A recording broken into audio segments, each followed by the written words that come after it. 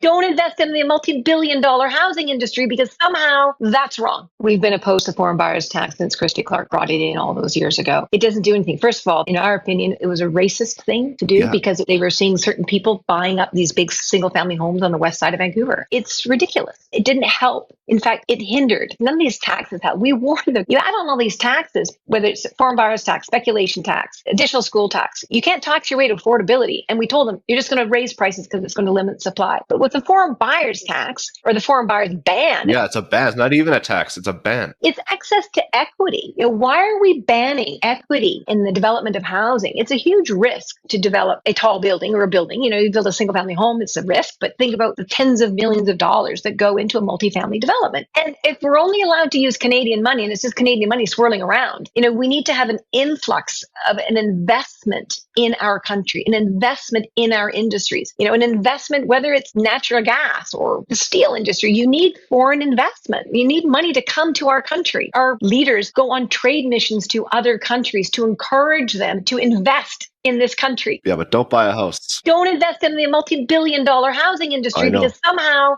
that's wrong. I agree with you. I've tried to figure out, and it just makes no sense at all. And then politicians will say, well, it's popular. The public is supportive of it. Well, is that how we make policy in this country, in this world? If we always went with what's popular, maybe we wouldn't be making decisions for the minorities or the least advantaged. Policy should not necessarily be about what's popular. And if it's the right thing to do, and if that's what we need foreign capital in our market. I talked about all these policies and regulations. Access to capital is the biggest stumbling block because if you can't get your financing, you can't get your project. And you've got to sell a multifamily building within 12 to 18 months. And if it's a large, tall building, it's almost impossible right now to sell 70% or 80% of it. And you have no other way to access capital.